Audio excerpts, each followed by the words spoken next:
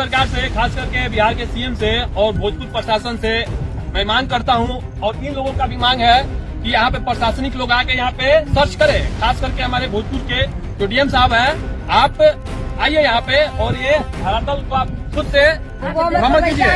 आगे तो सरकार के भी नजर में आवे के चाहिए।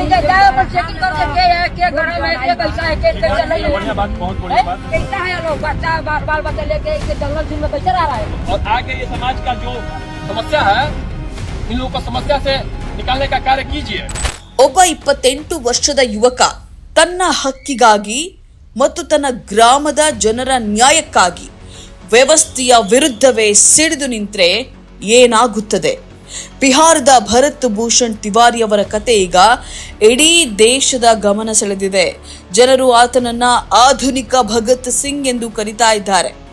ಭೋಜ್ಪುರ ಜಿಲ್ಲೆಯ ಬಿಲೌಟಿ ಗ್ರಾಮದ ಭರತ್ ಕಳೆದ ವರ್ಷ ಪ್ರವಾಹದಲ್ಲಿ ಸರ್ವಸ್ವವನ್ನು ಕಳೆದುಕೊಂಡಿದ್ದಂತಹ ಸಂತ್ರಸ್ತರ ಧ್ವನಿಯಾಗಿದ್ರು. ರಸ್ತೆ, ವಿದ್ಯುತ್, ಕುಡಿಯುವ ನೀರಿನಂತಹ ಮೂಲಭೂತ ಸೌಕರ್ಯಗಳಿಗಾಗಿ ಅವರು ಎಸ್ಡಿಎಂ ಕಚೇರಿ ಸೇರಿದಂತೆ ಸ್ಥಳೀಯಾಡಳಿತ ವಿರುದ್ಧ ಹೋರಾಟವನ್ನು ನಡೆಸ್ತಾ ಇದ್ರು. ಆದರೆ ಅಲ್ಲಿ ಸಿಕ್ಕಿದ್ದು ಕೇವಲ ಸುಳ್ಳು ಭರವಸೆಗಳು.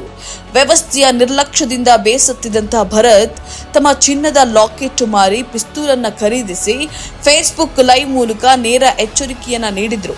ಸಮಾಜದ ಭ್ರಷ್ಟಾಚಾರ ಮತ್ತು ಲೂಟಿಕೋರ ರಾಜಕಾರಣಿಗಳ ವಿರುದ್ಧ ಅವರು ಸಿಡಿದು ನಿಂತಿದ್ದ ರೀತಿ ಆಡಳಿತ ವರ್ಗವನ್ನ ಬೆಚ್ಚಿ ಬೀಳಿಸಿತ್ತು. ಜೂನ್ 17, 2026 ನಡೆದಂತಹ ಎನ್ಕೌಂಟರ್ ಈಗ ದೊಡ್ಡ ವಿವಾದವಾಗಿದೆ.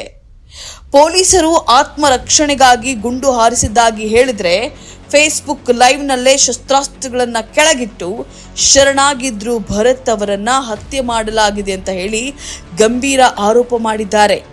ಈ ಘಟನೆ ಬಿಹಾರದಲ್ಲಿ ದೊಡ್ಡ ರಾಜಕೀಯ ಮತ್ತು ಸಾಮಾಜಿಕ ಕಿಚ್ಚು ಹಚ್ಚಿದೆ. ಮುಖ್ಯಮಂತ್ರಿ ಸಾಮ್ರಾಟ್ ಚೌಧರಿ ಅವರು ನ್ಯಾಯಾಂಗ ತನಿಖೆಗೆ ಆದೇಶಿಸಿದ್ದು 4 ಪೊಲೀಸ್ ಸಿಬ್ಬಂದಿ ಅಮಾನತಾಗಿದ್ದಾರೆ. ಆತ ನಿಜಕ್ಕೂ ವ್ಯವಸ್ಥೆಯ ಬಲಿಪಶುವೆ? ಈ ಬಗ್ಗೆ ನಿಮ್ಮ ಅಭಿಪ್ರಾಯವೇನು? ಕಮೆಂಟ್ ಮಾಡಿ ತಿಳಿಸಿ. ಇಂತಹ ಇನ್ನಷ್ಟು ವಿಡಿಯೋಗಳನ್ನು ನೋಡಲು ನಮ್ಮ ಚಾನೆಲ್ ಅನ್ನು ಸಬ್ಸ್ಕ್ರೈಬ್ ಮಾಡಿ, ಬೆಲ್ ಐಕಾನ್ ಕ್ಲಿಕ್ ಮಾಡಿ.